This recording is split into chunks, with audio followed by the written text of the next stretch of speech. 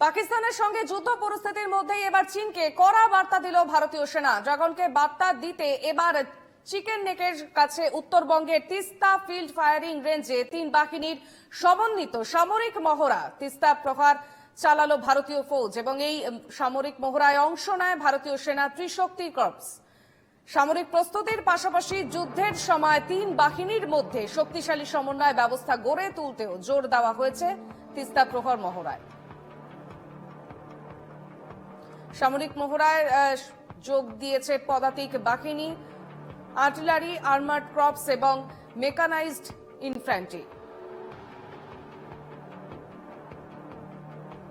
মহড়ায় পরবর্তী প্রজন্মের অস্ত্র ব্যবস্থা, সামরিক প্ল্যাটফর্ম এবং উন্নত প্রযুক্তির ব্যবহার করে ভারতীয় সেনা এবং দিনরাতে যে কোনো পরিস্থিতিতে যাতে সেনা সামরিক অভিযান চালাতে সক্ষম হয় তার উপরই জোর দেওয়া হয়।